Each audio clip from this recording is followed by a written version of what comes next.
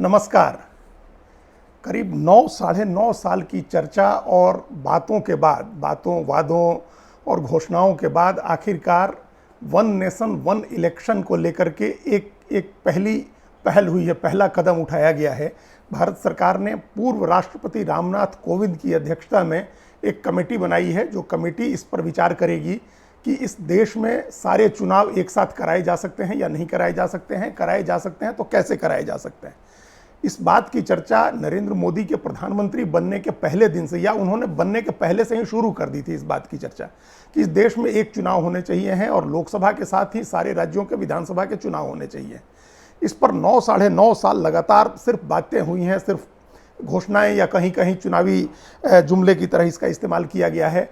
और अब जबकि 5 राज्यों के चुनाव की घोषणा होने वाली है, इसी महीने में सितंबर के अंत तक उस चुनाव की 5 राज्यों के विधानसभा चुनाव की घोषणा होने वाली है और अगले साल लोकसभा के चुनाव हैं और उसके साथ भी कई राज्यों के चुनाव हैं, फिर उसके बाद कई राज्यों के चुनाव हैं, तो उनसे ठीक पहले ये पहल हुई है, ये कदम उठाया गया है। इससे एक दिन पहले गुरुवार को भारत सरकार की तरफ से ये संसद का विशेष सत्र बुलाने की घोषणा हुई और उसके बाद ये अटकलें लगाई जाने लगी कि उसमें क्या होगा। उसमें सबसे मुख्य अटकल यही थी कि एक देश एक चुनाव की घोषणा हो सकती है, एक देश एक चुनाव का बिल आ सकता है संसद के विशेष सत्र में। और ये अटकल चल ही रही थी कि शुक्रवार को इस बात की घोषणा हो गई कि रामनाथ कोविंद की अध्यक्षता में एक कमेटी इस पर विचार करेगी। और ये एक सरकारी फैसला था, एक कॉन्स्टिट्यूशनल पहल होनी है, लेकिन घोषणा होने के साथ ही अभी इसकी पुष्टि होती उसी समय भारतीय जनता पार्टी के राष्ट्रीय अध्यक्ष जेपी नड्डा गुलदस्ता लेकर के रामनाथ कोविंद से मिलने पहुंच गए। तो ये एक तरह से इस पूरे मामले को राजनीतिक रूप दे दिया गया और ये पहली दफा है जब कोई रिटायर्ड राष्ट्रपति, कोई पूर्व राष्ट्रपति भारत का इस तरह से किसी राजनीतिक काम के खींच करके उसको लाया गया है, उसको कोई राजनीतिक जिम्मेदारी दी गई है या उसके बाद कोई दूसरी जिम्मेदारी मिली है। सर्वोच्च संवैधानिक पद पर रहने के बाद राष्ट्रपति को अगर वहां से जब वो रिटायर होते हैं तो उसके बाद कोई भी काम उनके लिए उनकी गरिमा और उनके पद के अनुकूल नहीं होता है। लेकिन भारत में सब कुछ हो रहा है आजकल, तो पूर्व राष्ट्रपति को उस कमेटी की जिम्मेदारी दी गई कि वो बताएं कि वन नेशन वन इलेक्शन कैसे होगा।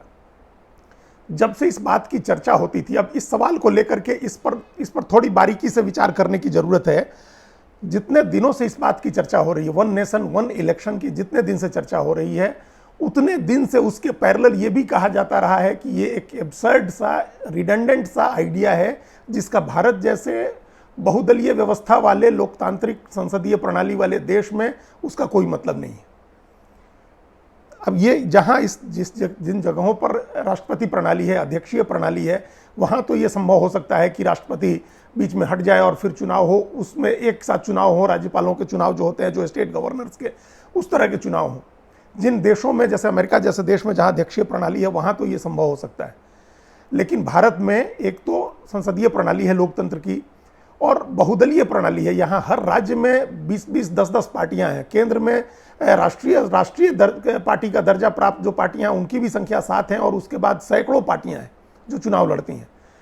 और अब जाकर के पिछले 2 चुनाव से पूर्ण बहुमत की सरकार बन रही है, एक पार्टी को पूर्ण बहुमत मिल रहा है 16वीं और 17वीं लोकसभा में। लेकिन उसके पहले आप देखें 15वीं लोकसभा, 14वीं, 13वीं, 12वीं, 10वीं, 9वीं लोकसभा, ये सब लोकसभा हंग थी, त्रिशंकु लोकसभा थी और कई कई पार्टियों को मिलाकर के सरकारें बनी। वीपी सिंह की सरकार के समय से इसकी शुरुआत हुई थी, जो सरकार 11 महीने चली। फिर उसके बाद उसी लोकसभा में जो दूसरी सरकार बनी वो सरकार भी गिर गई, वो भी 6 महीने 7 महीने सरकार चली, 4 महीने ही सरकार चली, उसके बाद 3 महीने केयरटेकर गवर्नमेंट रही और फिर मिड टर्म इलेक्शन हुआ। फिर 91 में तो किसी तरह से अल्पमत की सरकार कांग्रेस ने 5 साल चलाई, लेकिन उसके बाद 96 में लोकसभा का चुनाव हुआ और 2 सरकारें बनी और लोकसभा भंग करनी पड़ी और दोबारा चुनाव हुआ 98 में। फिर जो सरकार बनी 13 महीने की अटल बिहारी वाजपेयी की, वो सरकार गिर गई एक वोट से और फिर 1999 में दोबारा चुनाव कराना पड़ा। फिर धीरे धीरे ये जो स्टेट जो क्राफ्ट होता है, अलायंस गवर्नमेंट चलाने का जो क्राफ्ट होता है, वो क्राफ्ट पार्टियों ने सीखा और लगातार 2 बार 2004 और 2009 में पूर्ण बहुमत नहीं मिलने के बावजूद कांग्रेस के नेतृत्व में जो सरकार बनी वो 5 साल चली। तो अब ये सवाल उस समय से उठाया जाता रहा है, जब भी इसकी बात होती है तो ये सवाल उठता है कि अगर केंद्र में जो सरकार बनी, लोकसभा चुनाव हुआ और किसी पार्टी को बहुमत नहीं मिला और सरकार अगर बीच में गिर जाए तो क्या होगा? क्या उसके बाद जितना कार्यकाल बचा रहेगा केंद्रीय सरकार का उतने दिन तक राष्ट्रपति शासन रहेगा? या फिर लोकसभा का चुनाव कराने के लिए तमाम राज्यों की सरकारें भंग करके वापस लोकसभा का चुनाव कराया जाएगा, लोकसभा के साथ उन सब का चुनाव कराया जाएगा?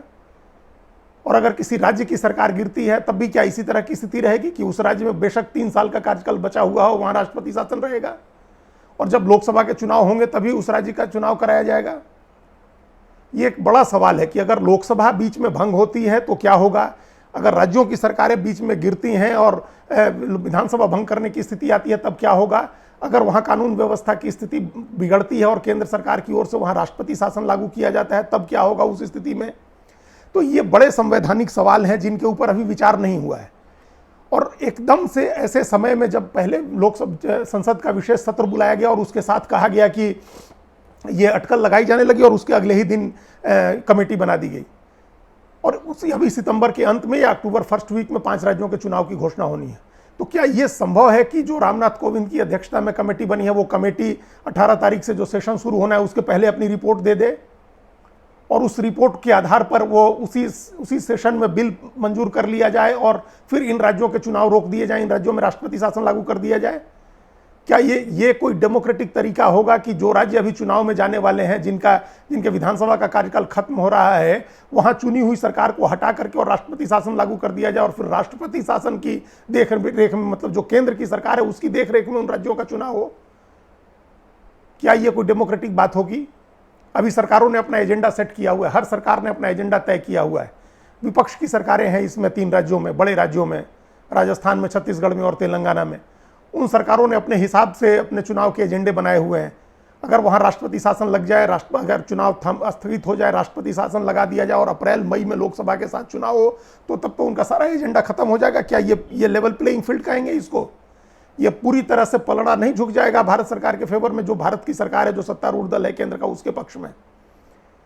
क्या ये जो विपक्ष सवाल पूछ रहा है कि क्या भारतीय जनता पार्टी को ये लग रहा है कि जिन 5 राज्यों में अभी चुनाव होने वाले हैं उन चुनाव में वो हार रही है, उसकी स्थिति कमजोर है और इसलिए उन राज्यों के चुनाव टालने की कोशिश हो रही है किसी तरह से?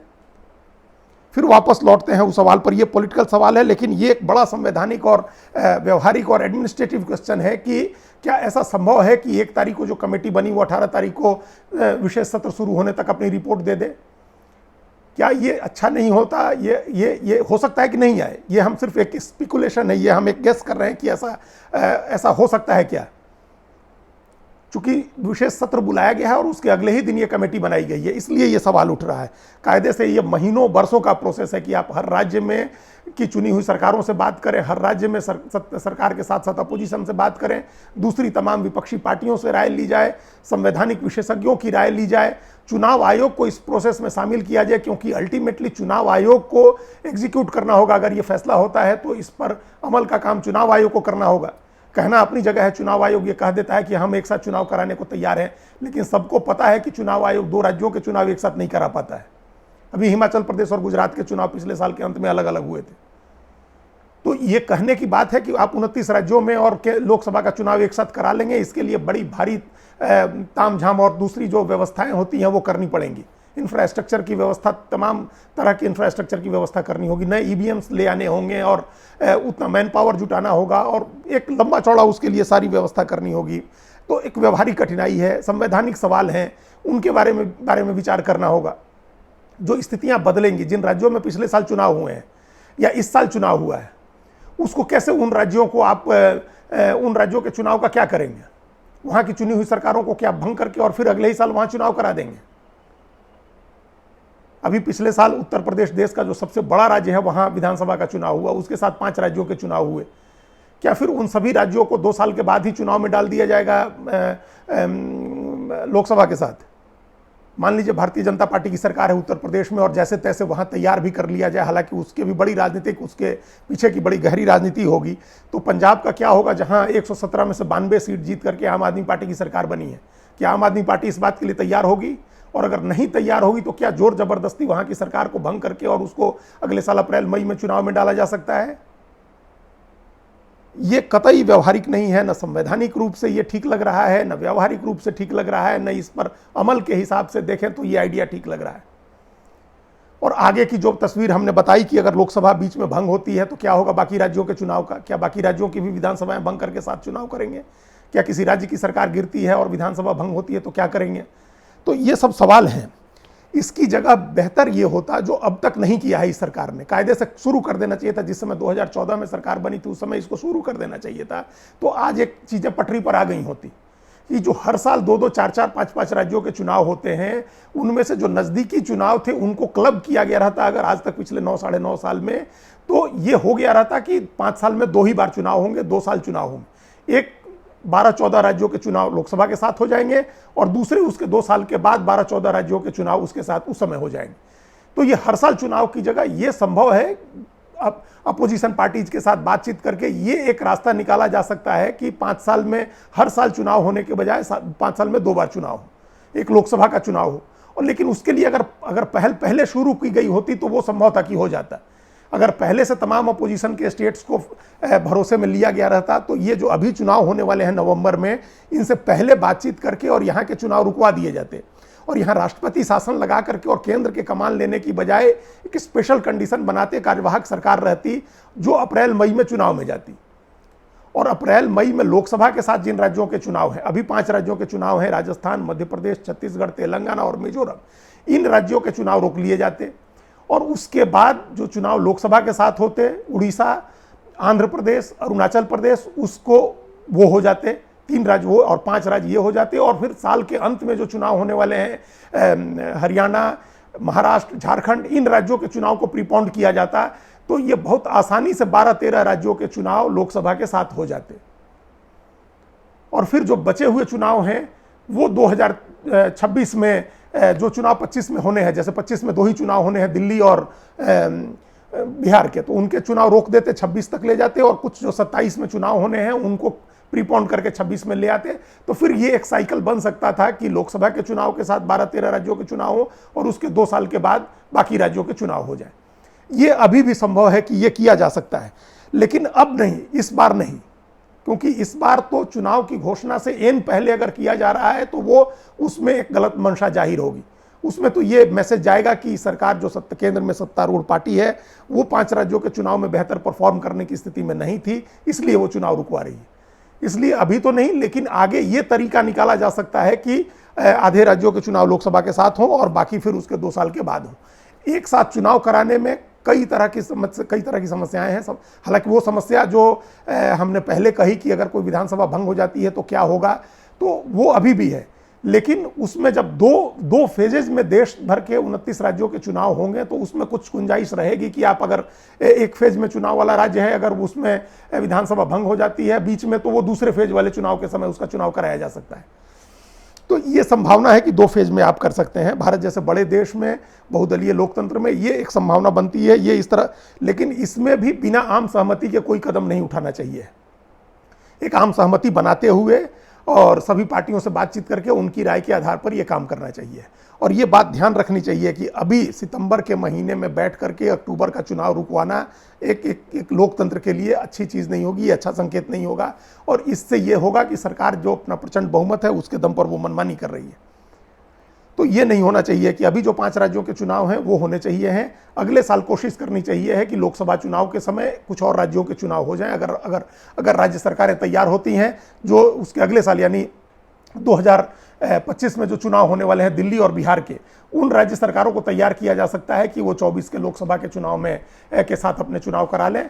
और जो 24 के नवंबर में चुनाव होने हैं झारखंड, महाराष्ट्र और हरियाणा के, उनको प्रीपोन्ड किया जाए। तो इस तरह से 12-13 राज्य फिर भी चुनाव कराए जा सकते हैं लोकसभा के साथ।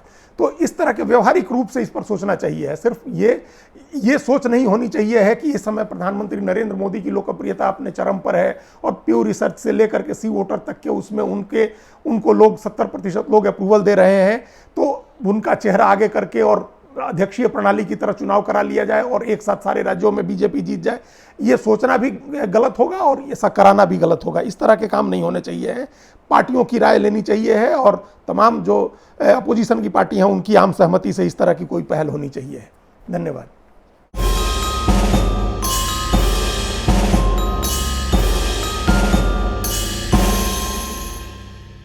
कृपया हमारे चैनल के साथ जुड़िए, लाइक कीजिए, सब्सक्राइब कीजिए, बेल आइकॉन जरूर दबाइए।